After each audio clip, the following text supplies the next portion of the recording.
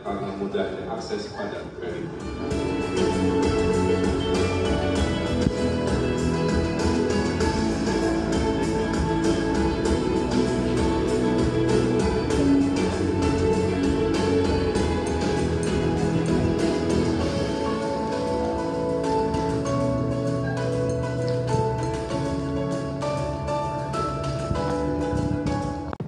Oke, Assalamualaikum Pak Anggi, Kang Amun, mau kemana kita? Mau ke Babe Apit. Oh, Babe Apit. Fasilitator 5 bayangan. Ini mana ini? Langsung. Teh 2 ya. Oh, siap. Kita makan dulu ya. Dadah. Ini yang punya saya itu. Ya, sembari kita pagi ini makan sarapan. Sarapan dulu. Jadi itu akses buat pasir.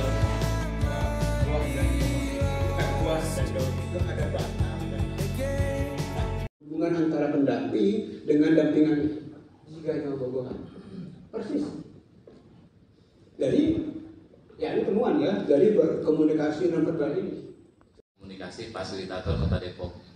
Jadi saya lagi meneliti juga bagaimana fasilitator itu bisa punya strategi untuk menyampaikan program kepada UKM. Berarti kayaknya kurang afdol kalau hadiah-hadiahnya belum masuk kayak gitu. Iya betul. Ini Ya, ayo kita saksikan. Beruang. Oh, boleh. udah Bawa sepeda. Tuh kan? Ya, gede-gede ya. Tuh.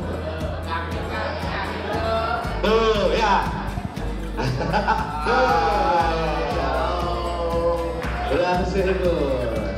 Mari kita saksikan. Coba dipajang dulu di depan. Oh, ada kenal. Satu. Ada ring. Ada maaf, lantai 2 keren. Nah, satu dulu. Oke. Nah, sudah ya sepeda. Sudah sepeda. Rizky udah siap. Oh sudah. Ya, oke ya. Oke. Yang online masih semangat. Halo. Ya. Undian dulu lah, yang kalau undian mah udah pasti yang hadir ya. Nah, gitu ya. Nah, tepuk tangan dulu lah tuh, tunggu aja weh. Sok, Sini ya tuh undiannya. kasihan. Sudah. Bravo. Sok, atuh. Hah? Pak Kabin. Oke. Pak Kabin sama Pak Absoro. Hah? Gak apa-apa. Oh. Ah, gitu. Sok.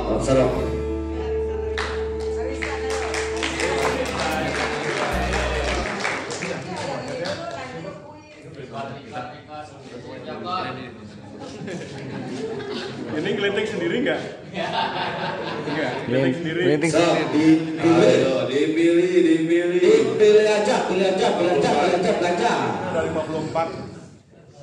Bismillahirrahmanirrahim. Langsung.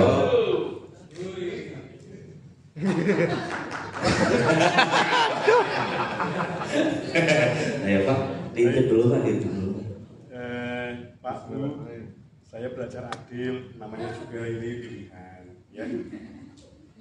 Belakangnya Pak, huruf apa Pak? Wah. Sudah sebutkan. Huruf N. M. Baca dulu kan? M. Belakangnya N. Depannya M. Huruf M. Ya, coba cung yang M depannya. Cung dulu. Coba M. Depannya M. Coba depannya M. Nah. Sebenarnya depannya M, Mas,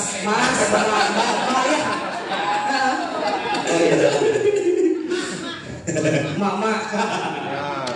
So, lagi Lanjut. Depannya M, belakangnya N. Ya, ke depan coba.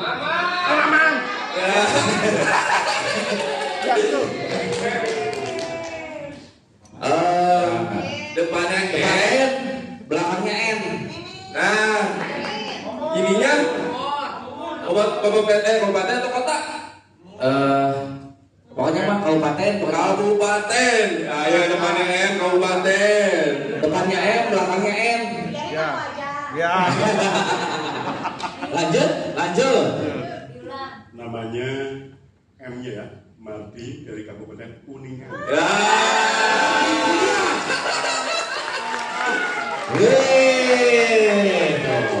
Kurang gimana depan M belakang N ya Mardi Kuningan. Maaf, ini baru untuk latihan.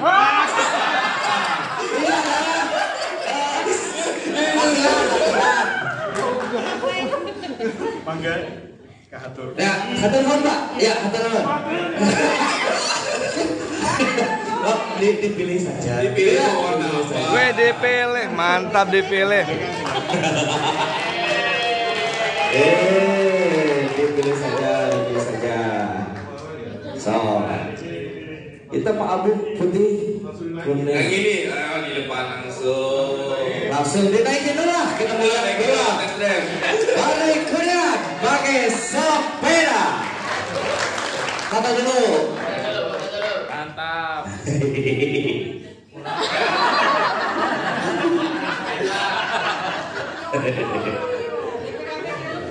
Pesan-pesannya. Ya, Aku bahagia. nggak menyangka aja. Yang jelas malamnya yang model dan selamat. Oh, suatu ada yang mulai. Dipikul di sepertiga malam gitu ya. Asik. Jangan ada dulu kan, bosan tadi. Oh, terima kasih yang baik. Cukup tapi ini cukup nggak ke mobil? Cukup ya. Dipakai kayaknya. Oh dipakai. Dipakai ke kuningan. Dipasang dulu nih. Dipotong dulu ya. Pak, sama Pak. Kemarin. Oh, ambil handphone juga. Sudah jam dipotongin. Nyawan. Ropinya dulu. Oh ya dingin. So, ini sita.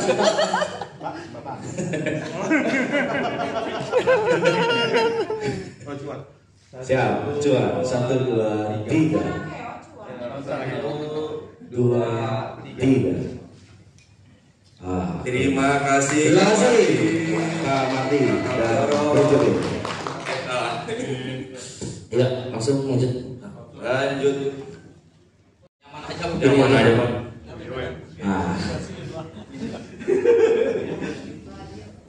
Baik, Bapak Ibu semuanya, Bismillahirrahmanirrahim. Assalamualaikum warahmatullahi wabarakatuh.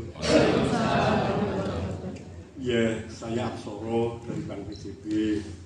Saya sehari-hari di divisi kredit UMKM di grup Pesat.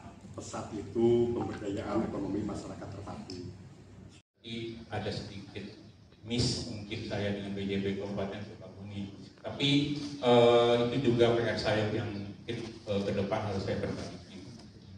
Nah, menarik Pak. Saya memang pernah mengikuti kegiatan-kegiatannya, salah satunya hari Jumat ada seminar webinar gitu ya, keren menurut saya gitu kan. Tapi saya juga tidak tahu itu sebenarnya pesertanya apa memang BJB sendiri atau pendampingannya. Masjid.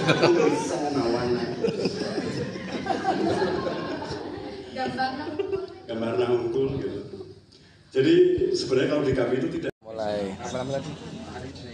Antri buat coffee break. Coffee break. Oke, jangan lupa nonton juga di Channel siapa? channelnya. Oke. Subscribe jangan lupa. Nah, itu dia penting. Like, komen. Siap, makasih ya buat stikernya. Jangan lupa buat di subscribe. Konten-kontennya menarik banget. Amin, bismillah. Ya, Mangga Gedong Gincu. Ya. Branding.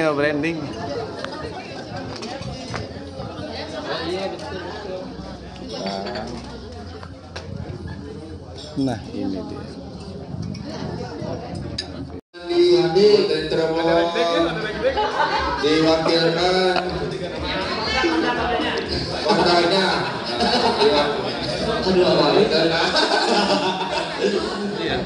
Gak apa-apa. Sok, mana Pak Aksara? Pak Aksara Warna apa gitu? Abu, kuning, putih. Wah, nanya istri dulu Pak. Oh, ya. Lapor Pak. Ya, bagi nanya. yang putih. Dinaikin dulu kan. Ayo naikin, ayo. Cobain dulu. Ganteng banget ya. Juru foto. Juru foto. BG. Tuh. Juru fotonya. Wih, mantap ya. Motolat tuh. Berasa ganteng ya. Berasa ganteng. Yuk ada yang dekene ya. Deg-degan. Handphone kurang rezeki. Sepeda. Ya, ini Iya teh berarti tandanya sama BJB selalu bersama-sama. Mantap. Maka Abi nama di BJB kan kesan. Wah, bawa-bawa ya Pak. Ya, bawa-bawa ya Pak. Pak Soro, Pak. Aduh. Sok, difoto dulu. Ini yang Pak, juara 2. Ada.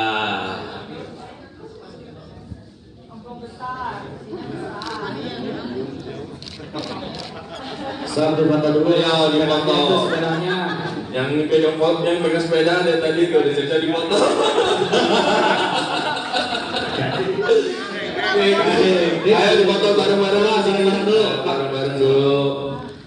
Aman ada di YouTube mah, aman insyaallah, aman. Aman di YouTube. Diangkat tuh, bisa kan diangkat sepedanya? Ayo.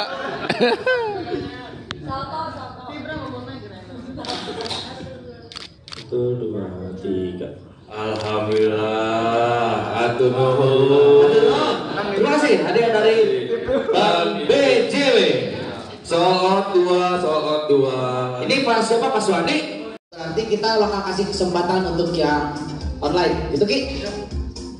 Untuk yang online jangan lupa dinyalakan nanti kameranya. Akan kita kasih instruksi untuk membawa sesuatu, gitu ya. Untuk membawa sesuatu yang nanti bakal dipersiapkan dan harus ditunjukkan ke kita.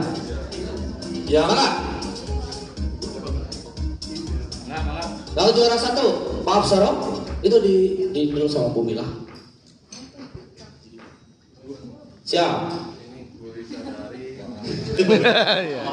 Bu Lisa dari konten Cirebon. Pak, gini Pak. Gak gini. Gak berani, berarti cuma sama laki-laki. Pertama Kak Mardi, ada Dimeta, ada Dan Nunung, dan rekan-rekan yang lain. Saya angkatan 2019. Saya mungkin akan sedikit bercerita ya, sharing tentang pengalaman saya hasil dari produk UKM Jabar Juara 2019. Saya 2019 itu menjadi salah satu terbaik Jawa Barat. Tahun 2020 saya mendapat penghargaan UKM Jabar terbaik dari Pak Ridwan Kamil. Tahun 2021 saya mendapat penghargaan 24 UKM terbaik se-Indonesia. Misalnya UKM Jawa Barat ada di tangan para pendamping, karena Anda adalah orang-orang terpilih untuk menjadi pendamping UKM demi kemajuan UKM Jawa Barat. Biasanya kan ini saya yang disuruh ikut yel ya. Boleh nggak saya bikin yel nih? Nanti kalau saya bilang UKM hebat, Jabar juara. Oke ya. UKM Hebat. Jabar Juara. Mantap. Oh iya, saya lupa. Bro, ini saya dengan suhu semua sih. Karena biasanya saya yang ada di meja itu. Oh ya, nama saya Ferry Irawan. Saya dari UKM CP Tirta Dewi Kuningan. Produk saya jahe merah. Saya berawal dari 2019, alhamdulillah ya, dari UKM Jabar Juara itu dibuatkan suatu e-katalog ya. Ternyata katalog itu sampai juga ke pihak luar.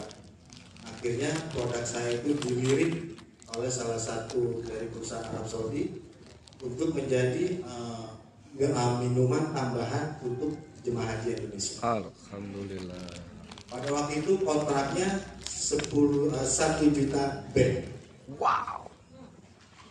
1 bag ini isinya 10 saset. Jadi 10 juta saset.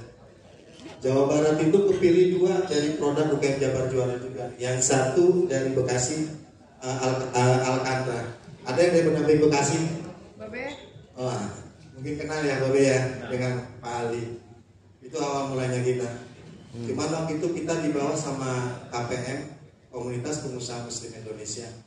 Ternyata dia salah satu 13 perusahaan yang ditunjuk sama pemerintah Kerajaan Arab Saudi untuk mensuplai catering jemaah haji Indonesia.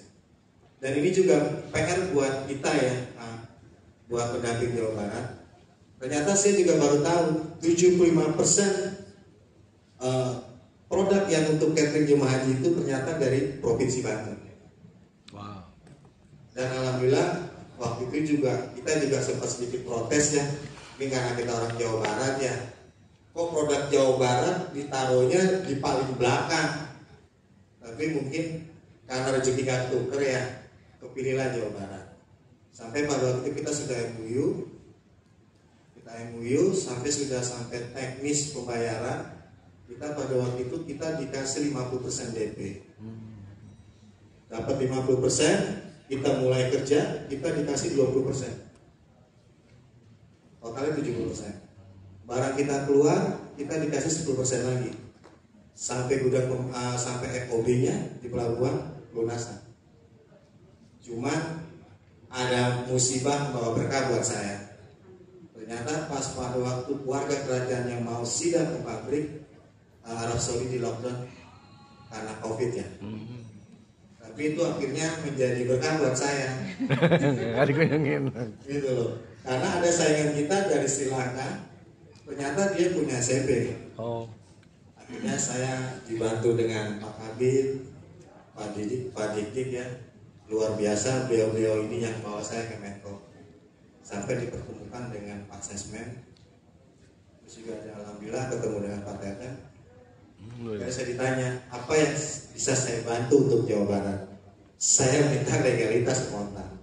Ya akhirnya terjadilah SNI Amasa.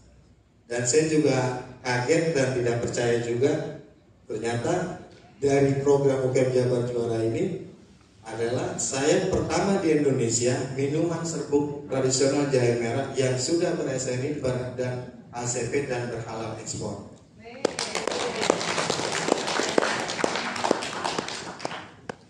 Proses ini saya jalani selama 2 tahun.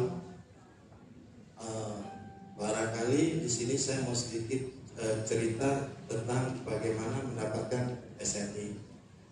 Mudah-mudahan ini bisa menjadi tambahan untuk para UKM, terutama para pendamping untuk bisa menaikkan level para UKM-nya. Karena kita sadar ya, ternyata kelemahan kita ini ada 3. 1 legalitas, kedua teknologi, ketiga sipil. Kalau tahun-tahun yang lalu Indonesia itu tidak ada legalitasnya, makanya barang kita tidak ada yang direct langsung untuk ekspor kecuali perusahaan besar ya. Tapi karena sekarang UKM sudah mulai bangkit, kita sudah banyak legalitas. Sekarang kita dihajar dengan namanya teknologi. Contoh lah, produk saya ini ada di Dubai, itu expirednya 2 tahun. Karena kan untuk di BPOM 1 tahun ya. Ternyata ada saingan saya dari Sri Lanka itu sama Thailand itu 4 tahun. Karena kita UKM ya. Waktu saya ditelepon, bisa nggak kan ini 4 tahun? Bisa. Sampai sayanya juga berpikir gimana caranya ya. Akhirnya saya waktu itu diinisiasi sama Pak Kabit. Beliau perkenalkan dengan dari orang IPB ya Pak Kabit ya. Kita Zoom, kita minta sampel barang dari Sri Lanka, kita kirim ke BPOM, dicek ternyata sama, bahwa ini tidak ada bahan kimia tambahan apapun, yang ada hanya teknologi. Kita kan stuck di situ ya, teknologi. Terus yang satu lagi masalah shipping. Produk saya ini ada di Dubai, harganya 250.000 satu bed. Kalau di Amerika itu $12. Padahal saya jual ke mereka 50.000. Itu loh. Satu itu. Terus kedua, saingan kita untuk ekspor itu bukan negara maju, tapi negara tradisional saingan ya Asia Tenggara lah, Thailand, Vietnam, yang paling besar Cina ya, Filipina udah mulai bangkit, Malaysia, gitu loh. Ternyata saya dikasih tahu jahe dari Thailand itu 40.000, maksimal 60.000 harga di sana. Kita diprotes ya, tapi alhamdulillahnya produk Jawa Barat, produk saya ini disukai dan ada pasarnya di sana. Berarti kan produk Jawa Barat kan sangat oke kan? Oke. Dalam rasa, dalam teksturnya atau apalah, masuk hasil uji labnya apa. Ternyata setelah saya cari teman-teman di Jabar, untuk negara tersebut itu dia mendapat subsidi dari pemerintahnya untuk UKM produk unggulan per kabupaten mereka itu mendapat subsidi dari pemerintah. Dia mendapat jatah 2 kintal per UKM lewat maskapai penerbangan mereka. Makanya di sini kita kan suka beli online ya, beli dari Cina 20.000 sampai sebulan 2 bulan. Itu ternyata yang saya bisa gambarkan bahwa kalau kita beli barang seharga 50.000, kenapa dia sampai 1 bulan? Dia kumpulin sampai kuotanya 2 kintal. Cuma kan UKM nggak bisa bilang ke sana kan, karena yang bisa nyolek ini kan hanya stakeholder kementerian untuk mencolek Garuda. Satu kita 3 itu. Tapi insya Allah lah kita sudah bergerak ke sana. Terus yang waktu SNI ini untuk teman-teman, saya istilahnya gini, kalau nanti kita kasih tip and triknya untuk cara mendapatkan SNI, HCP, insya Allah kalau nanti ada para pelaku UKM untuk bikin sertifikat apapun juga, insya Allah ini pasti kepake. Yang penting kita tahu teknik dan caranya. Barangkali di para penampil ada yang memproduksi. Akang Teteh mungkin ada yang memproduksi suatu barang. Iya.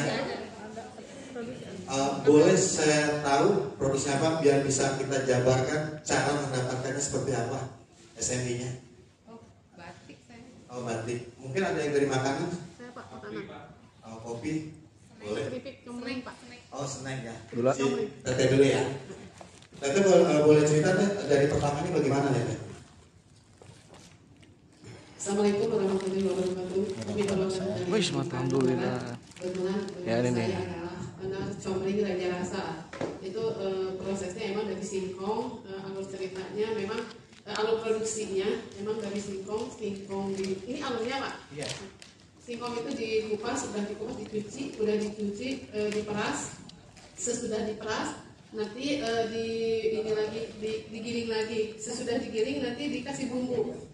Sesudah dikasih bumbu nanti dicetak, sudah dicetak digoreng, sudah digoreng nanti kita packaging. Kang, gantongin Kang. Siap. Ada di YouTube ntar. Berarti pertamanya apa teh? Kita kupas dulu, mengupas, ada proses pengupasan. Oke. Sebetulnya apapun bentuknya sertifikat entah HACCP, SNI, BPOM itu sama. Apa yang tiap hari kita lakukan, entah itu bikin batik, entah kopi. Kendalanya kita tidak pernah mendokumentasikan datanya, kita enggak. Ambil contoh, Teteh pasti singkong itu ada kriterianya kan? Kalau memang untuk comling ada sih, cuma tidak begitu signifikan karena memang comling itu bisa singkong apa aja, karena memang prosesnya kita ada penggilingan dulu gitu. Kalau memang keripik memang saya lihat ada skala singkongnya yang memang ada kualifikasinya. Ada minimal usianya itu udah 8 bulan atau setahun. Oh, 8 ya. bulan atau setahun. Kalau memang di bawah 6 bulan berarti kadar airnya tinggi. Oke, berarti kita dari awal beli bahan baku. PT itu kalau di bawah 6 bulan ya tadi ya, Iya. itu kan nggak masuk di retro. Datanya ada nggak? Maksud data apa, Pak? Penerimaan barang ini bahwa ini sesuai dengan kriteria kita. Oh iya. Jadi kita harus punya formnya. Itu kita data, jadi kita masuk barang tanggal berapa, dari siapa kita catat. Jadi Iya. kita bisa untuk mengklasifikasikan berapa per bulan kita berapa ton untuk produktivitas kita. Ya itu juga oke ya. Cuma maksud saya lebih spesifik ya. Ini pada umumnya ya. Pada garis besarnya, kalau kita menerima barang, kita kan sudah punya speknya. Kualifikasinya berapa bulan, warna kasat mata kita, produknya seperti apa. Setelah kita sudah terima barang itu, sudah ada formnya, baru nanti melanjut lagi ke apa tadi teh? Pengupasan. Pengupasan. Pengupasan itu harus ada formnya. Pengupasannya itu ukurannya berapa, ya kan? Dicuci dulu nggak teh? Sudah dikupas lalu dicuci. Oh gitu. Iya. Berarti dikupas dulu. Itu ada data formnya. Potongannya berapa ketebalannya. Oh semua ada datanya. Jadi alurnya setelah kita menerima barang, kita catat ada formnya. Nanti pas pencucian ada formnya. Terus penggiringan itu juga ada formnya, ketebalannya berapa, bagusnya bagaimana. Setelah itu berproses pemerasan, kadar airnya berapa persen, begitu ya. Dari situ baru pemasakan kan, penggorengan, pencetakan. Kandungan bumbu lalu pencetakan. Iya, intinya juga bumbu itu semua apa yang kita lakukan untuk produksi mulai dari awal sampai packing sampai pengiriman, ini harus ada data formnya. Itu dasar awalnya. Sebetulnya sih kita sudah kerjakan, cuman kita tidak pernah mendokumentasikan. Itu sih kendalanya. Oh iya, kalau HCP itu kan produk dari dunia ya. HCP itu Hazard Analysis Critical Control. Diadopsi sama Indonesia, sama BPOM, jadinya kan kalau nggak salah GMP ya. Ya GMP. GMP ini diadopsi lagi dengan dinas kesehatan, keluarlah CPTOB, kan seperti itu ya. Jadi bermuaranya HCP. Jadinya para UKM ini menganggap tiket golden tiketnya itu adalah Hasan, karena pintu gerbang kita untuk ekspor harus punya sertifikat itu. Tanpa itu kita tidak akan bisa ekspor. Jadi kalau semua nanti produk ini kita dokumentasikan, dari mulai pemilihan barang, pencucian, pengeringan, pemasakan, sampai proses terakhir packing, itu packingnya harus bagaimana, gitu loh, sampai pengiriman barang, sampai terakhir masalah returnya itu karena apa, intinya semua terdokumentasikan. Kalau ini sudah kita kerjakan, insya Allah kalau nanti kita di audit BPOM, SNI, ASAM, ini insya Allah kepake. Gitu. Sama juga pada waktu kita selesai bikin SNI, prosesnya kurang lebih 2 tahun ya. Saya juga dapat rekomendasi dari Dinas Koperasi Jabar, dari Pak Kabit, saya rekomendasikan, beliau luar biasa, maka ada komunikasi dengan BSN. 8 bulan kita pembinaan dengan BSN, setelah oke, baru kita diaudit sama surveillernya yang ditunjuk. Jadi BSN ini sebagai yang pengeluaran sertifikat, tapi auditornya tidak boleh dari BSN. Dia hanya mensahkan. Alhamdulillah saya dapat surveillernya itu PT Tafrenhal perusahaan Jerman. Totalnya saya 2 tahun. Terus juga setelah kita SNI, kita bergerak ke arah Hasan, itu juga hampir sama. Totalnya saya hampir 2 tahun lah, 2,5 jalan saya juga langsung Hasan. Dulu saya pikir juga setelah itu kita sudah oke ya. Ternyata dari situ kita melanjut ke halal ekspor. Saya punya pengalaman waktu itu produk kita sudah ada di Qatar, di Kuwait, terus juga ada di Arab Saudi. Saya ada pameran di salah satu gedung tertinggi di sana ya, pameran halal. Produk saya itu kena razia askar. Padahal 2 bulan yang lalu saya sudah dikontak sama klien saya. Pak Ferry, ini halalnya sudah habis. Saya bikinlah halal kan, saya kirim. Ternyata jadi kendala. Untuk bisa ke sana itu harus halal ekspor. Akhirnya saya ingat banget, saya dibantu sama Pak Kabid ya, tahun lalu ya pas mau bulan puasa, saya tertawa dan menangis. Pas 2 hari mau lebaran, itu saya bayar halal ekspor, yang lain beli baju lebaran. Saya ingat banget. Tapi alhamdulillah lah, dapat fasilitasi, kita dapat diskon ya Pak Kabid. Terima kasih Pak Kabid. Setelah kita lapor ke BPJH, kita juga agak sedikit marah ya. Ternyata dari pihak halal sendiri, Depak maupun Bepom itu, kita tidak pernah diinfokan pada waktu mendaftar halal. Mestinya kan mereka memberitahukan kita kan, apakah kita mau halal lokal atau ekspor. Kalau halal ekspor, kita bisa di dalam maupun di luar kan begitu ya. Ternyata biayanya itu bedanya nggak terlalu banyak, kurang lebih kalau nggak salah 2 juta waktu itu ya saya. Ternyata setelah saya diaudit, itu jadi kendala. Kita kan sudah punya halal lokal kan. Kita UKM pengennya setelah kita udah ada halal lokal, tinggal penambahan tidak perlu diaudit ulang. Cuma karena itu prosedur mereka, kita itu. Setelah saya dapat halal ekspor itu, ternyata hanya beda di kode. Kalau nggak salah itu halal ekspor 00. Dan yang saya bikin rada kaget dan bangga, orang halalnya sendiri telepon saya, Pak Ferry halalnya sudah jadi, selamat, halal Anda sudah setara dengan Indofood. Saya kaget, berarti selama ini kita nggak tahu.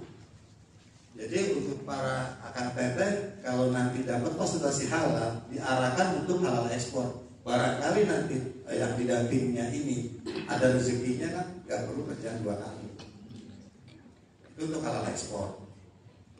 Terus juga kita melangkah ke Haki.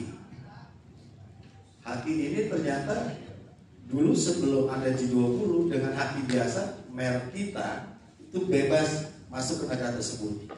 Cuma karena ada G20 ternyata tidak bisa, harus Haki internasional, namanya Protokol Madrid.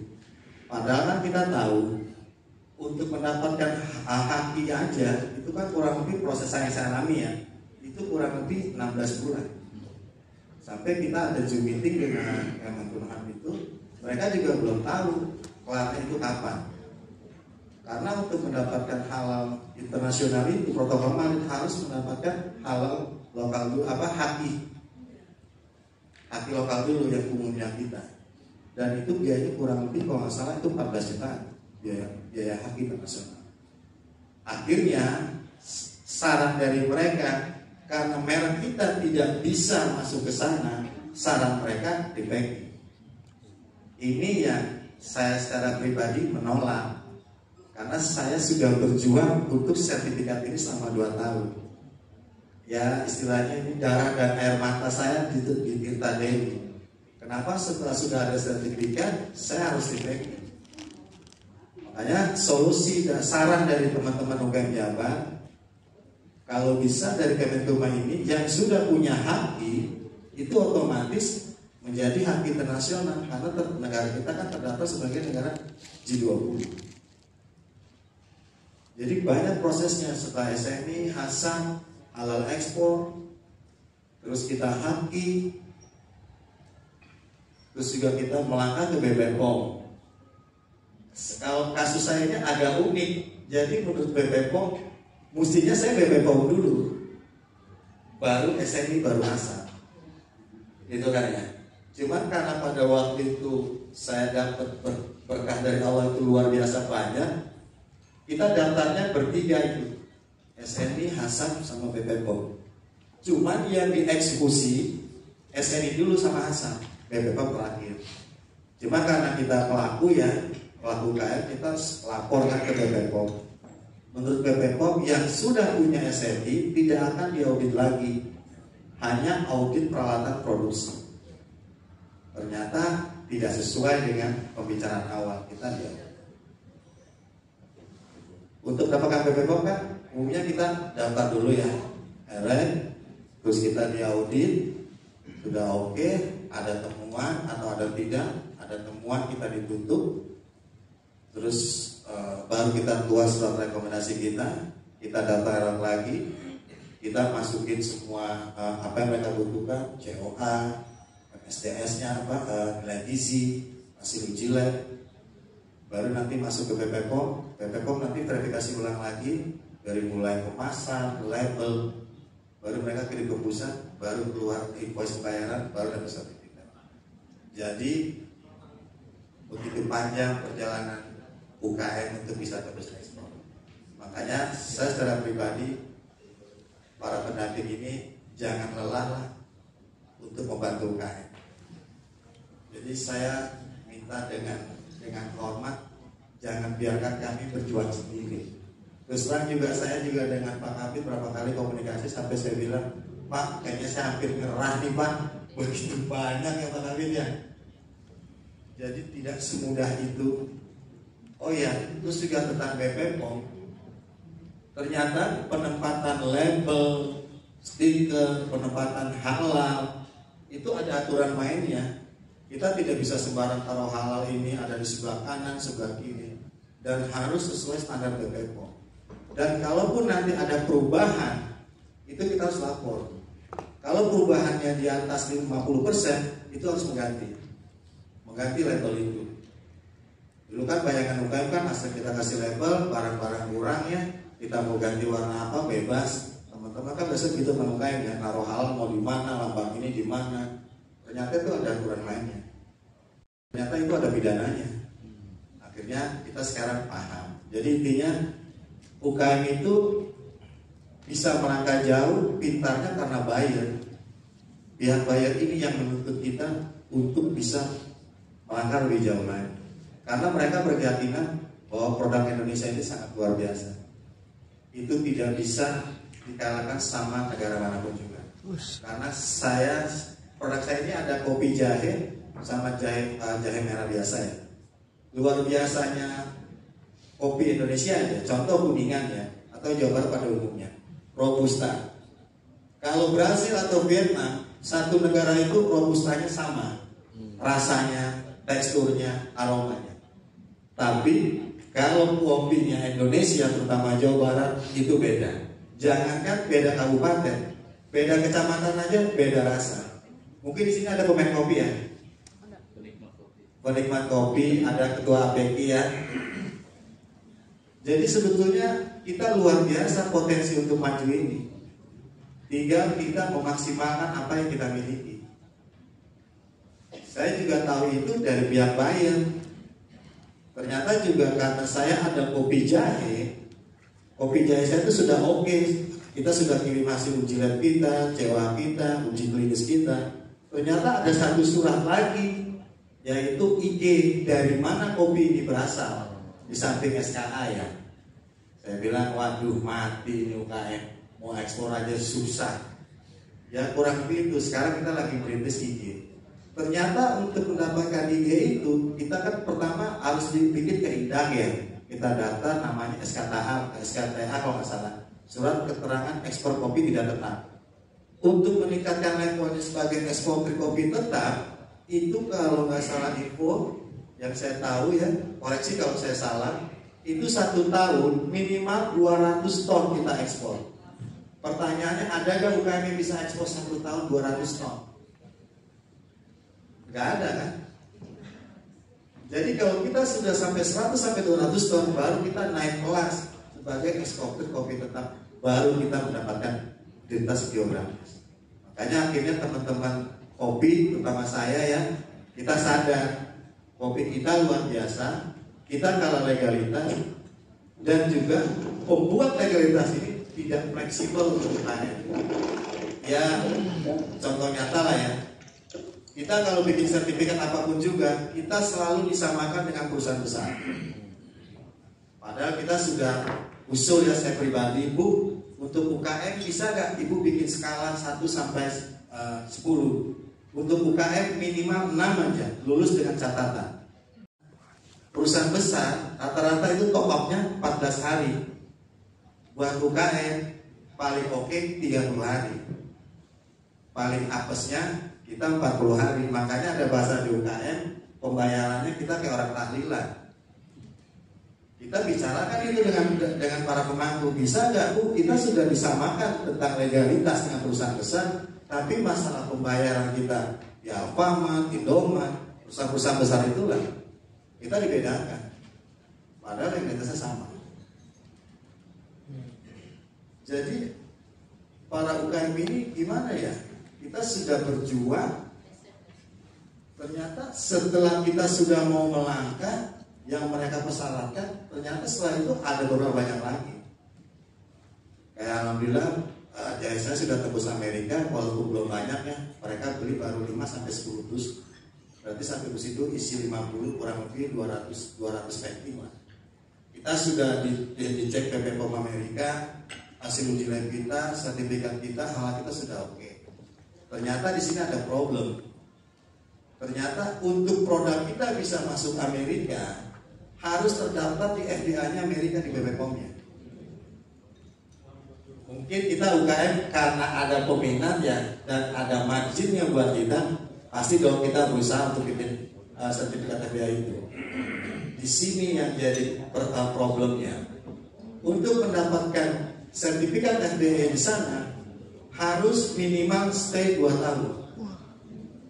Ini yang bikin UKM mati. Jadi kalau kita tidak bikin FDA, produk kita tidak bisa masuk ke sana. Tidak bisa pakai merek kita kalau tidak kita punya haki. Tapi saran mereka karena produk Jawa Barat ini unggulan dan bagus, akhirnya kita disarankan untuk RPP. Kita kan nggak mau.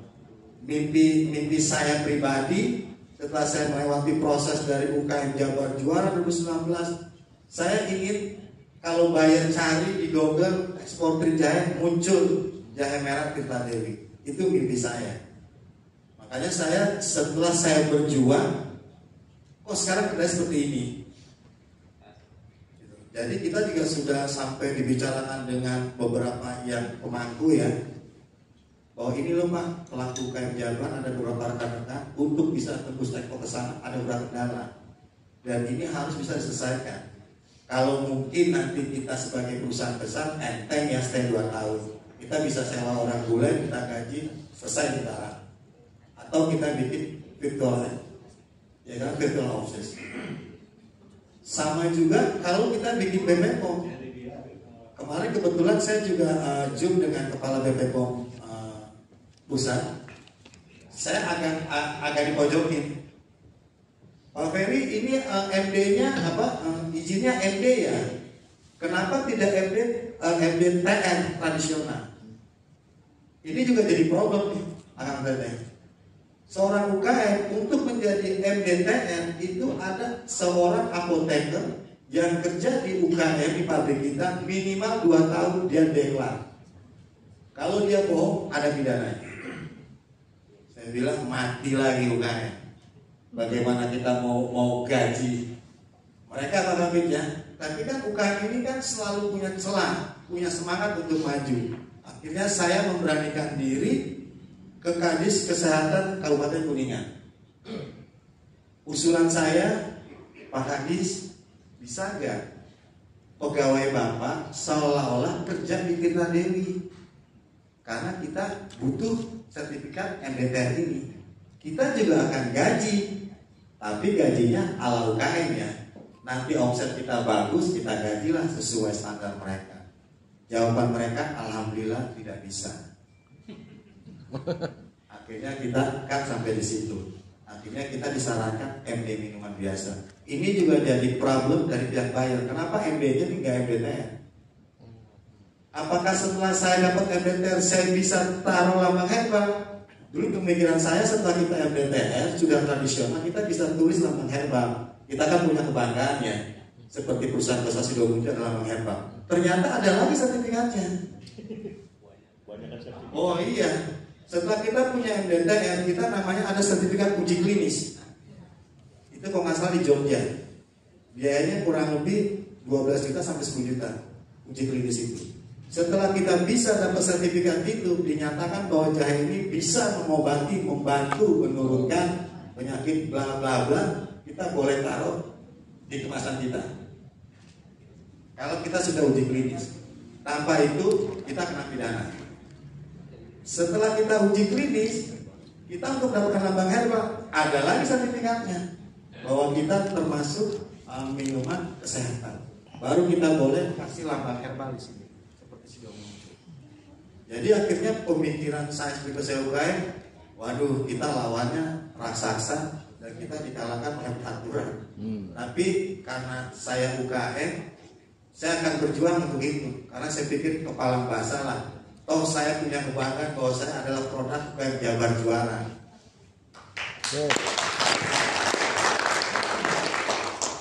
Dan itu yang membuat saya semakin semangat. Saya cari jalan bagaimana caranya saya untuk MDTM, saya untuk lambang herbal. Itu untuk baru BB POM. Nanti kita yang tadi saya cerita tadi ya, kita FDA di Amerika. Kalau dulu sebelum ada Haki, saya masih enak ya. Dulu kita bisa ekspor langsung, masih ada name ya. Kalau saya punya pasar kan, saya sudah masuk di Quick, di Qatar itu Koperasi Warga Indonesia Qatar. Dulu saya pikir juga produk saya ini dibeli sama orang-orang kita.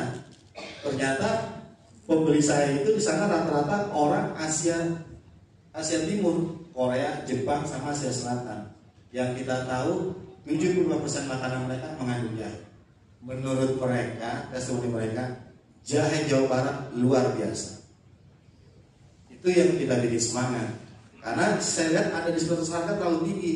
Mereka jual 250.000, dia beli sama saya 50.000. Saya ada selisih 200.000 karena sepotong surat itu. Kita berjuang untuk mendapatkan itu. Dulu sebelum ada Haki internasional namanya zona waktu. Zona wilayah, zona merah. Biasanya zona merah itu dikeluarkan oleh Arab Saudi, pusat namanya. Diintegrasikan ke Arab Saudi. Kalau kita punya sertifikat itu untuk wilayah Timur Tengah, kita tidak perlu surat lagi. Tapi alhamdulillah waktu itu kita dibayarkan sama bayar saya. Dihitung dalam rupiah kurang lebih 25 juta surat zona merah itu. Peraturan baru berubah lagi, cukup dengan Haki internasional.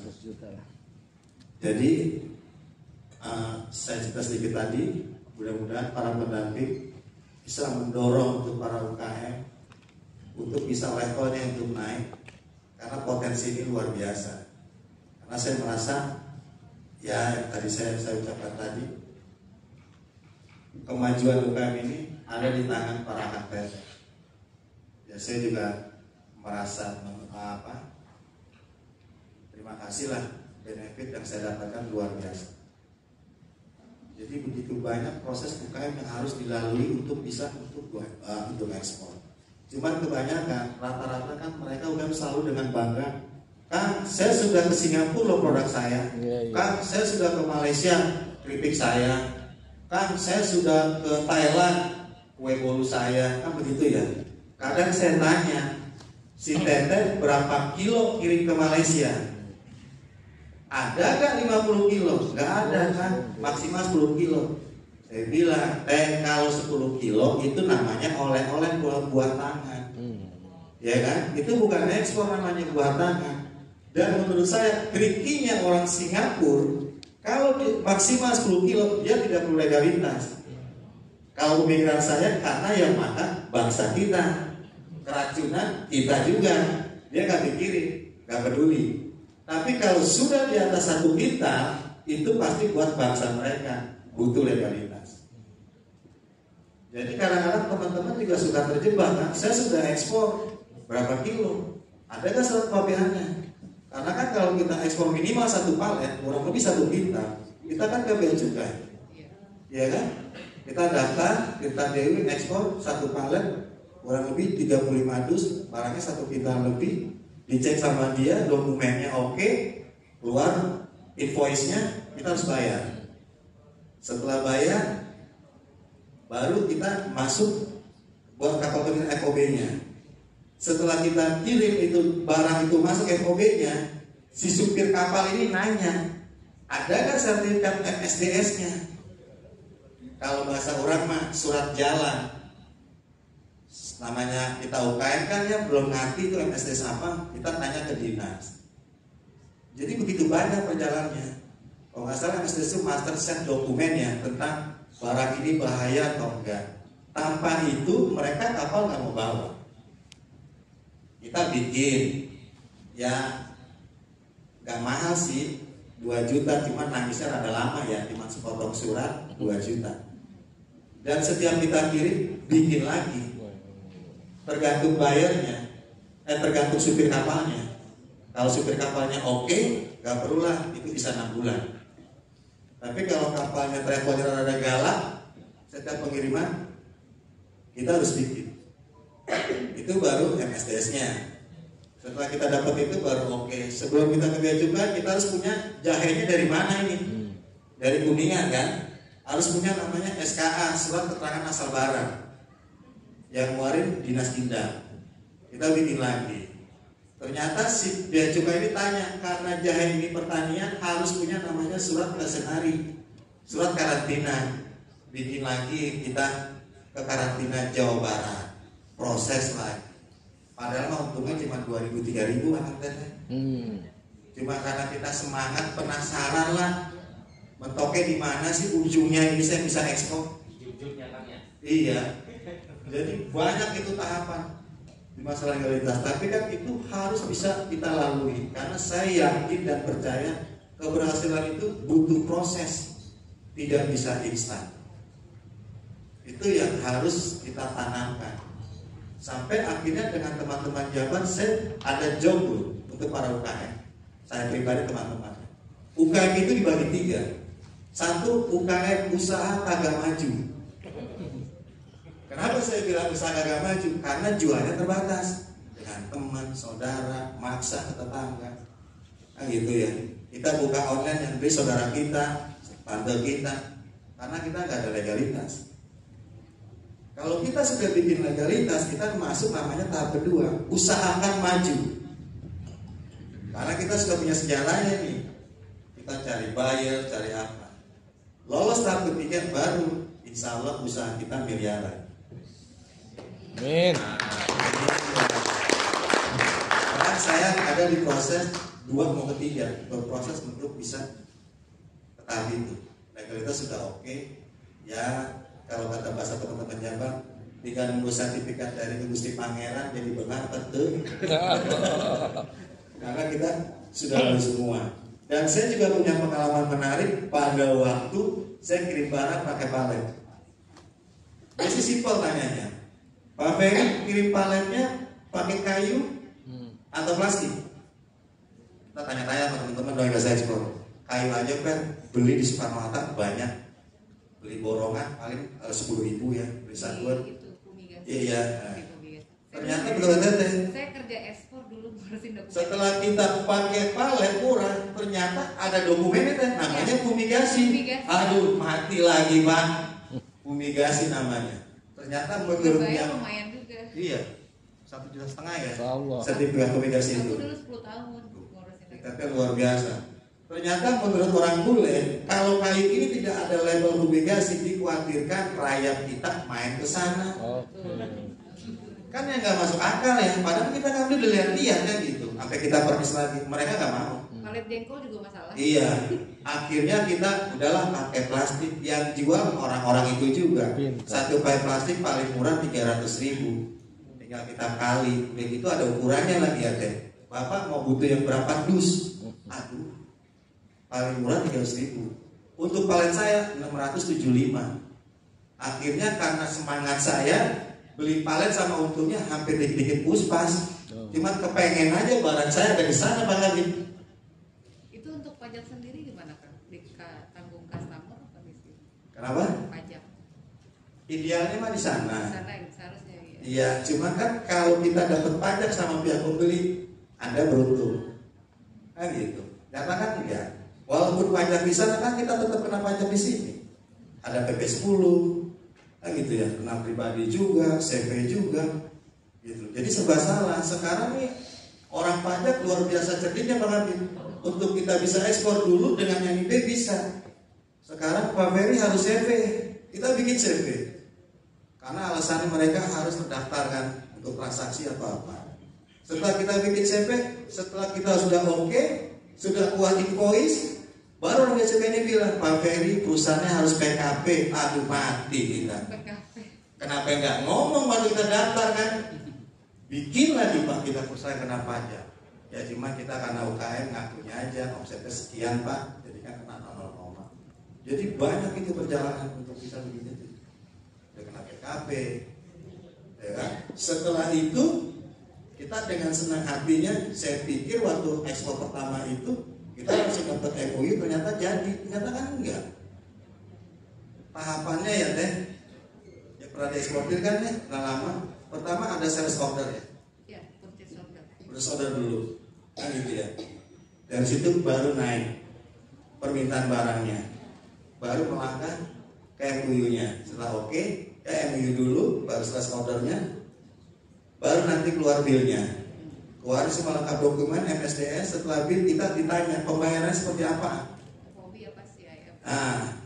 Gitu, FOB atau CIF. FOB sampai sini, CIF sampai gudang pembeli. Dulu waktu belum tahu kita takut CIF, namanya FOB. Sudah 2-3 kali kirim, ternyata saya hitung saya dengan ternyata ada CIF sama FOB itu kilonya hanya 3.000 ya, maksimal 7.000. Iya. Keberanian wah kurang harus CIF lah antar karena di kargonya bedanya tuh ternyata ada rumusnya kan ya, main poli atau apa. Bedanya nggak banyak, 3.000 sampai 7.000. Nah, kita beranikan diri kan. Setelah kita minta untuk bayar itu, siapkan hobi, pembayarannya seperti apa? Apakah transfer? Kalau transfer kan nggak mungkin ya, gitu loh. Ternyata mereka minta LC. Oke. Pihak bayarnya tanya, Pak Ferry LC-nya mau di mana? Bukan yang ada di Indonesia. Dengan dagang dari BRI, ya, Bank Rakyat Indonesia lah, Kecamatan ada kebetulan dekat rumah saya. Pak, saya mau dapat LC, Pak, gimana caranya? Saya pikir nama datang ya dia dapat gampang, bukan ternyata enggak. Legalitas lagi pusing, saya mau ngirim barang pusing, mau dapat duit pusing. Gitu loh. Padahal tugas LC ini memastikan bahwa itu benar, bahwa kita perusahaan tersebut. Ngirim invoice juga. Iya, tanpa dokumen kurang, yang kurang ajarnya lah, bukan kurang ajar sih ya, tetap selalu vulgar bahasanya. Iya kan, ngeselin lah, jadi kehel lah. Pihak kulit sudah oke, Pak Kabit. Pak, tunjuk banknya mana, dokumen yang lain, gua tutup mata. Orang kita, Pak, ini SKH-nya harus jelas Pak. Bapak nggak bisa dari kabupaten, harus ke Jabar. Datang lagi ke Jabar. Pak, bill of payment-nya Pak harus ada stempel kan gitu ya. Udah oke semua, Pak. Mohon maaf Pak, Bapak udah bayar pajak atau belum? Aduh. Kalau saya kan karena kerja di perusahaan asing waktu itu, jadi ya sudah dimudahkan. Ribet. Jadi kadang-kadang hapunten ya Pak Kabit ya, kita didorong-dorong sama pendamping untuk ekspor. Setelah diekspor kita dilepas nih, mau ngapain kita nih? Dia punya sertifikat atau apa? Gitu loh. Jadi kemarin juga saya agak sedikit protes sama BNI Jawa Barat ya pincanya. Pada waktu ada pertemuan ya Pak Kabit ya, kita dengan BNI Mandiri, Pak bisa nggak dimudahkan Pak? Kalau pihak bayarnya sudah oke, kita kan terima duit Pak. Ya kita kena pajak kan gitu, kita laporan uangnya dari mana, gitu loh. Belum tentu juga. Ya kan gitu. Banyak akhirnya kita dikirim pakai apa yang pengiriman dari Amerika tuh yang bisa ambil di mana aja. Mau aman ya apa? Aduh saya lupa. Itu udah lama juga sih. Akhirnya saya disarankan pakai itu, nggak boleh transfer rumah, di Western sama mereka. Oh, Western Union. Jadi ya Western Union. Ya, saya pernah di situ. Kemarin sih nggak banyak ya, cuma $500 masalah gitu. Nggak banyak ya, cuma 2. Saya pikir kok gampangan dia ya. Di Western kita kena pajak kan, potongan berapa persen. Dia simple, saya pikir kan dia ngerugiin orang Indonesia, tapi orang kita kok dipersulit ya. Nggak ngerti saya. Kalau kita dipermudah, kenapa dipersulit? Iya, itu semua orang generasi Siapa begitu. tadi? Terbalik, kalau ada yang dipersulit ngapain dipermudah? Oh, itu loh. Terus lagi juga satu, kalau di daerah Asia Selatan ya dia nggak mau LC kan. Asia Selatan dia nggak mau. Namanya bahasanya apa tuh saya lupa. Barang di sana udah sampai diproses di sana, baru kita ditransfer. Karena menurut mereka, mohon maaf, Asia ini agak rawan menurut mereka. Itu yang berhasil ya, karena kan saya ikut komunitas ekspor Indonesia berhasil. Kita pernah kirim gak banyak, cuma 10 dus ya. Harus bisa. Saya pengen juga pengalaman kan, bagaimana caranya. Ada Asia cara. Selatan kadang nakal juga sih. Oh iya. Karena kemarin ada temen itu 2 kontainer fashion nyampe di foto, ternyata barang no good gitu kan. Nggak mau mencairkan uang pembayaran. Terus kita diancamnya harus gimana, harus diskon karena barang tidak bagus. Jadi intinya mereka untuk menurunkan harga barang kita itu. Makanya akhirnya itu harus bekerja. Mereka tidak hanya sekedar duduk tanda tangan, mereka sebagai marketing kita. Untuk melindungi. Jadi saya sekarang punya apa ya? Merasa enak sekarang. Kalau saya dapat bayar, saya tinggal kontak FTC-nya, orang konjen nanti datengin, Bang Ferry ini benar perusahaannya. Dan kalau dulu hanya sebatas itu, sekarang enggak. Pihak konjen maupun FTC akan mendampingi sampai tanda tangan kontrak sampai pembayaran. Luar biasa sekarang pemerintah kita FTC ini. Gitu. Cuma saya juga agak ngiri karena sekarang teman-teman saya banyak di Jawa Timur. Mereka juga kemarin juga ketemu dengan FTC Jabar, Pak Kabit ya. Saya juga sentil, Pak bisa nggak kita rada gercep Pak dengan FTC Jawa Timur. Ketuanya Pak Reza itu dia per 1 bulan sekali itu dia ekspor Pak, walaupun nggak banyak ya 1 palet 2 palet, padahal sama-sama FTC, cuman kata Jabar nanti Pak kita bicara dengan ketum ya sampai ke situ aja urusannya, itu. Jadi banyak untuk kita untuk ekspor, tapi kan kita nggak batas semangat, karena memang ini yang harus kita lalui, dan akhirnya jadi pembelajaran buat kita. Akhirnya kita juga kadang-kadang bukan menjelekkan suatu instansi ya, ini kan pengalaman pribadi saya bahwa saya seperti ini begitu banyak. Yang maunya mimpinya UKM sih satu ya, kalau yang sudah punya SNI otomatis punya BPOM, otomatis ya, karena kan SNI kan yang tertinggi. Oh iya, kalau SNI itu adalah tentang produk. Kalau SNI, apakah produk ini sudah standar Indonesia? Helm, pakaian baik itu wajib SNI, apalagi air. BPOM juga begitu, minuman wajib BPOM.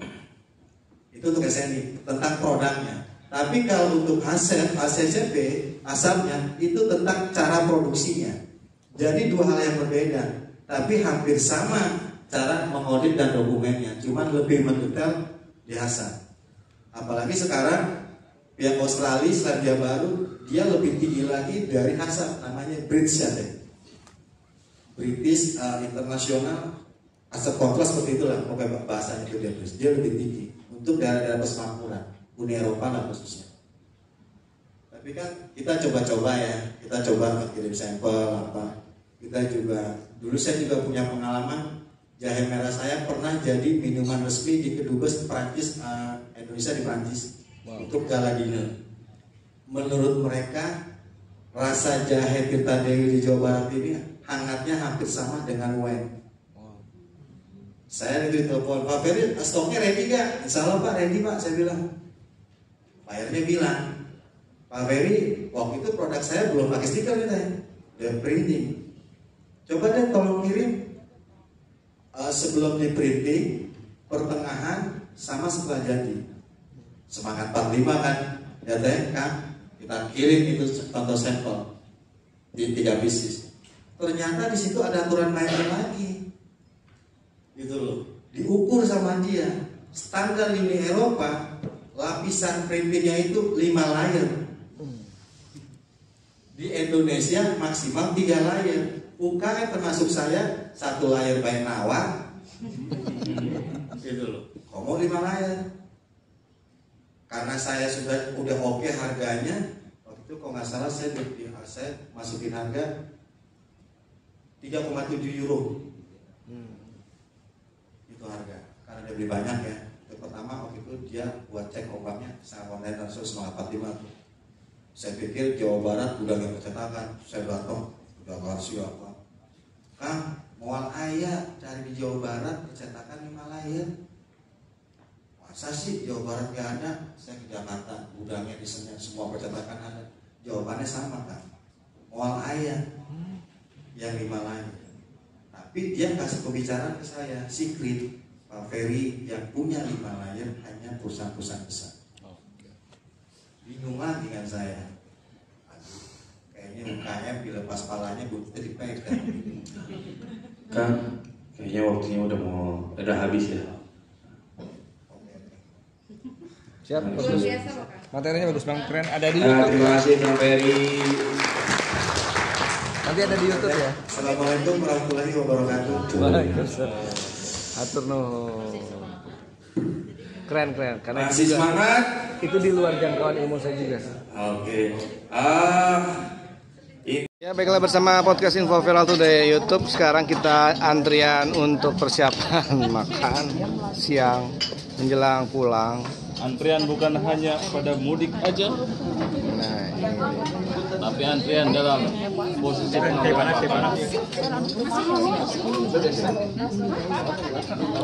Ya, yang nyiupnya kebanyakan nanti kelihatan. Sabar aja, sabar, nyantai. Masuk ya. Oke. Kita mulai antri untuk makan siang. Makan siang dulu ya. Siang dulu. Hai. Oke, ya siap. Ada di grup. Ada di grup, udah di channelnya, udah saya kasih linknya. Udah. Tinggal di ini dong TikTok. TikTok. Oh ya Allah. Siap, bismillahirrahmanirrahim. Buat produk nanti. Oh. Ya, ngecek. Endorse sama nak. Harus berbayar. Oh, endorse. KPI dari Kabupaten Indramayu.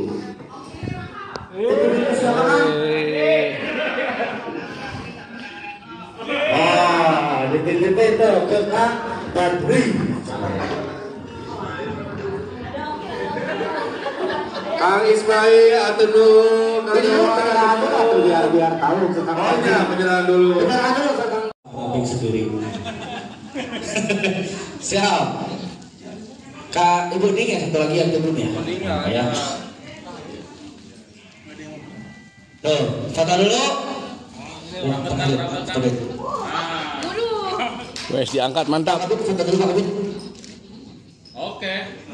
Pak, foto dulu Pak. Tong lama-lama tuh.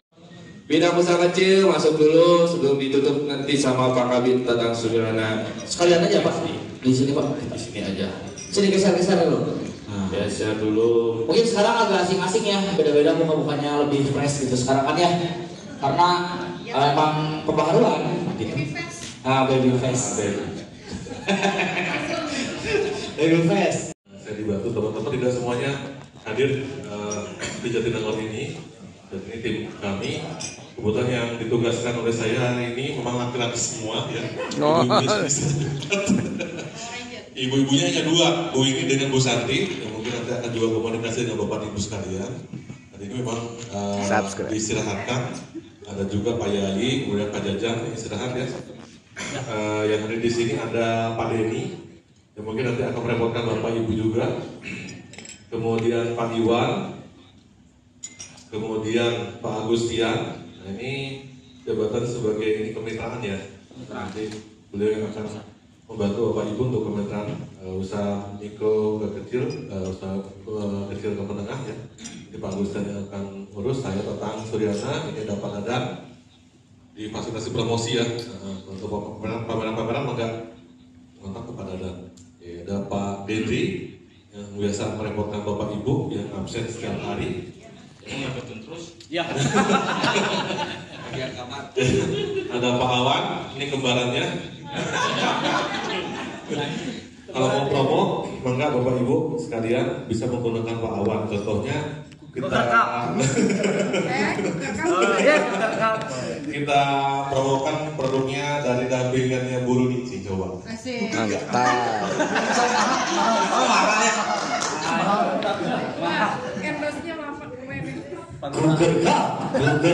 Burgerka, segera Bekasi dengan kue keringnya Burgerka.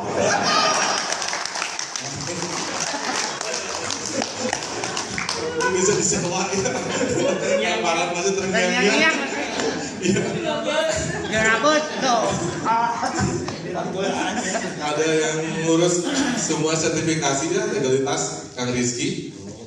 Kalau butuh referensi untuk legalitas, belum dihalalin Pak. Oh ya. nanti nunggu dari HP bukan. Ada Kang Rizky, ada Kang Reza. Nah ini sebetulnya jabatannya adalah analis inkubator bisnis ya. Sebenarnya tahun ini diperbantukan menjadi bendahara. Itu tahun depan insyaallah keluar lagi ya. Pokoknya Pak nanti Pak kalau masalah gaji Pak Kang Reza. Honor Kang Reza. Kang Reza nomor teleponnya bisa. Yang terakhir biasa suka merepotkan Bapak Ibu. Pagi, siang, sore, malam, tengah malam, subuh. Ya.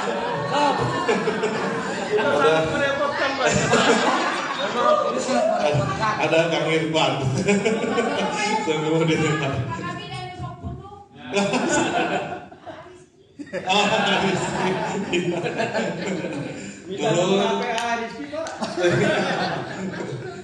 Kita tutup jam 2 ya nanti ya. Karena untuk teknik pelaporan kelihatannya memang harus melalui Zoom meeting. Ada satu lagi dokumenter kita namanya Pak Agus Suhe. Mas Pak. Kalau Pak Agus langsung ini foto sendiri. Ya. Mangga bisa kontaknya Pak Agus. Nah kalau mau minta foto-foto Bapak Ibu sekalian sudah di satu-satu ya, sudah difoto, tapi tidak usah bayar. Ya. Kira-kira bar goceng di luhur.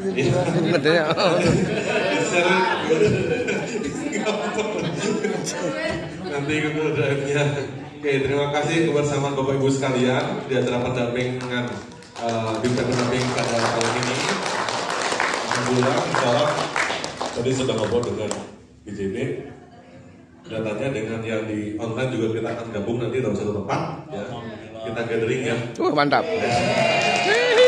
Dalam bentuk pendamping UMKM juara ya dalam bentuk dekat. Tadi sudah Pak Nusro menyanggupi. Kahut. Yang belum kebagian, insyaallah di pertemuan. Yang udah kebagian jangan ikutan. Tapi ada lagi umroh ya masih. Amin. Mudah-mudahan. Pak Dik tuh. Ya Pak Dik. Ya ini Pak Dik. Yang suka merepotkan Bapak Ibu sekalian juga. Asing lagi.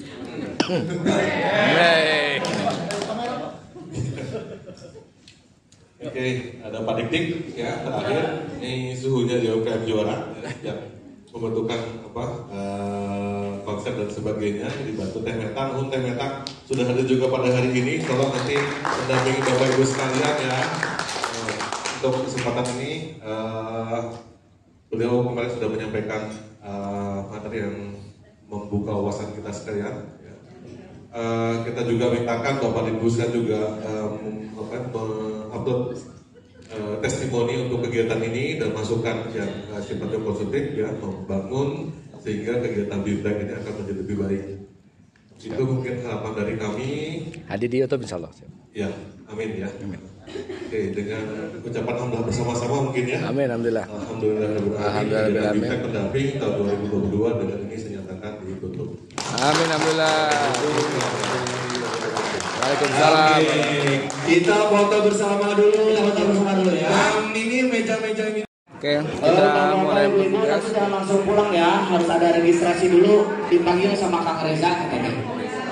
Ya. Apa menurut ya kalau udah ada Kang Reza mah?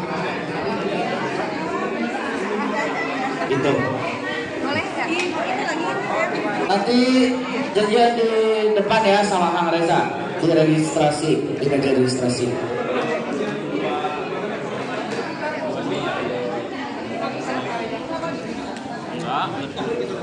Kang Reza. 1, 2, 3. Siap. Majalengka. Siap. Memang nggak ada yang gratis. Oke, baiklah teman-teman semua, kita sudah mulai menuju pulang. Wilujeng angkat, mugi Allah nyarangan urang sadaya. Amin. Oke, kita menuju ke kota Depok. Amin. Bismillahirrahmanirrahim. Sampai ketemu lagi di acara BIMTEK berikutnya dan juga kita akan cekpan kayak untuk bisa naik kelas di tahun 2022. Membawa pulang 4 hadiah. Amin, alhamdulillah. Iya, sekarang be ke Sumedang ada tuh. Tuh, yang sono. Nah, berarti kalau kemarin bis keluarnya mana, Om?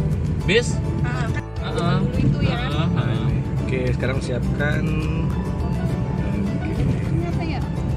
gerbang tol Cileunyi.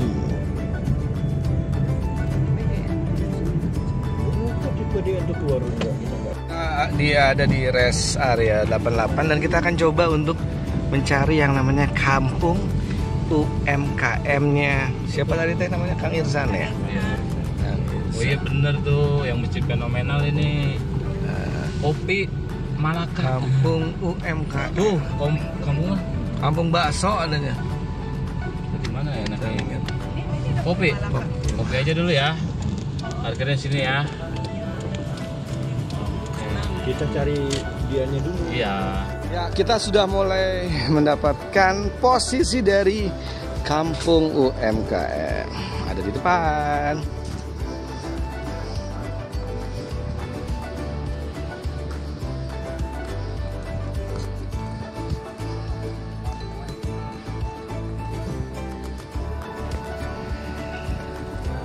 Sampai di Kampung UMKM di rest area 88.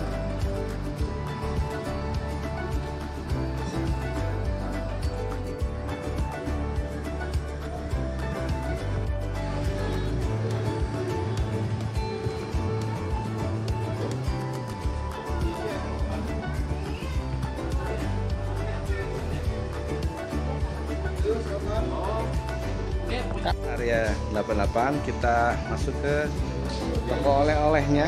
Ya mudah-mudahan cepat laris manis, banyak orang yang beli dan bisa sold out lebih cepat. Kita lihat dulu kue-kue yang menurut kita mau beli. Yang bisa kita beli. Ini Kang. Oleh-oleh Bandung, sok ningal punten. Ada coklatnya nih. Berapaan harganya? 55.000. Isi 5. Isi 5 ya? Oh ini isi 10. Ini berapa? 55.000 sama.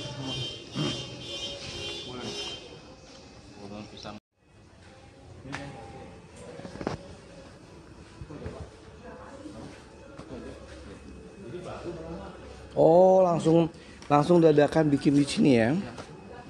Oh dia masih ini ya, dia masih. Gue langsung dadakan, jadi pasti fresh. Masih Pak. Enggak tuh nonnya. Sama-sama. Ya kita dari pendamping UMKM juara provinsi dan juga YouTuber. Laris manis lah ya. Saya mau ngeliat dulu yang mana yang bisa kita bawa pulang beli. Oh enggak Pak, silakan Pak. Di toko oleh-oleh di rest area 88 Purwakarta. Bukan akan saha punten? Malin Pak. Kang Malin, oke siap. Kita cari-cari dulu mana barang yang kita bawa pulang untuk oleh-oleh buat keluarga. Ya betul silakan Pak. Oke siap. Beli oleh-oleh aja apa aja nih Kang Amun? Saya tunjukin. Beli kue balok. Kue balok, oke. Sama. Itu baloknya yang kayak bata, itu tuh yang hebel. Mata merah. Wah mata merah ya. Gede banget tuh baloknya ya. Madu. Ah mantap, buatan dari sini ya. Buatan. Karena langsung dadakan dibikin langsung di sini, wih keren. Oke. Sekarang kita lihat oleh-oleh naon wae di dieu. Bajigur sabarani teh? Apa tuh egg rollnya? Oh keren ya. Ini buatan dari UMKM sini atau dari mana ini? Ada yang rasa nggak kalian hati kan? Oke, naon deui nya itu? Keju, banana, sama coklat. Ini ada potato Ervan. Potato chips. Berapa gram itu ya? 100 gram, harganya berapa? Kita mah ngelihat rasa apa ngelihat harga ya? Oh 50.000 keren. Oh Ervan ya. Oke Ervan. Oh kita lihat lagi.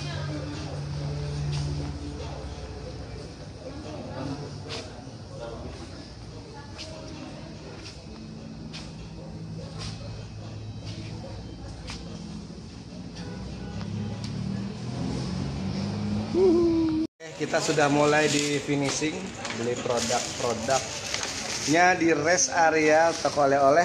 Karena namanya apa ini toko? Oke. Udah bisa pakai kiris. Mau dicoba praktek pakai kiris nggak nih Be? Gua nggak ada. Tinggal tembak deh handphone. Bisa.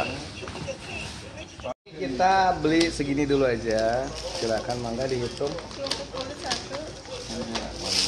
Oke. Oke.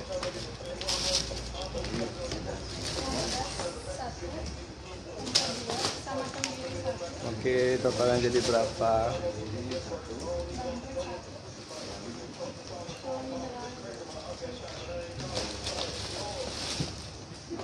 Ini 115. 115. Oke. Totalnya 115. Maaf pakai tangan kiri. Nah, ini kita bayar dulu 115.000 untuk produk yang kita pesan. Oke, jangan lupa di Info Viral Today Podcast bersama saya Cahyadi dan teman-teman. Harus manis, dadah. Lagi di rest area 88 dan di sini bisa ngeliat nih ada 1, 2, 3. Dan kita borong lah produk-produk UMKM. Wih. Nantikan konten berikutnya. Yang penting produk UMKM ini kita beli sebagai kepedulian kita karena kita memang ditanyain sama orang rumah juga ya kalau jalan-jalan masa nggak boleh. Liatin dong apa aja yang ditanyain. Ada keripik tempe, ada tahu, nah, bukan ada kerupuk, ada dodol, ada kerupuk ikan, pokoknya enak. Oke, malam ini kita di pecel lele di daerah Lubang Buaya. Pecel lele, udah ayam goreng. Kita coba dulu. Pecel Lubang Buaya. Malam-malam dari masih 1 jam menuju rumah. Kita bikin energi kuat dulu.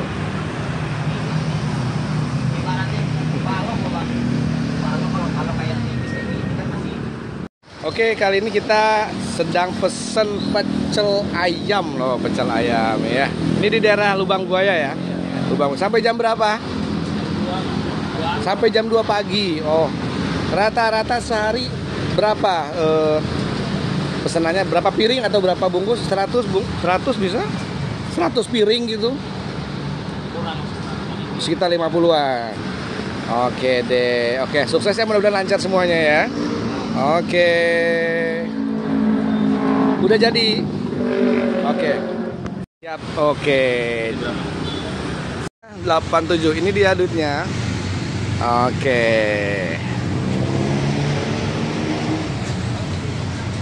Ini pesanan buat kita, buat istri, buat rumah. Oke, ini kembaliannya. Kemudian ini YouTube-nya ya, Info Viral Today Podcast. Oke. Channelnya Info Viral Today Podcast. Oke ya, mudah-mudahan nanti bisa kita ajak ngobrol, nonton di YouTube dan subscribe ya.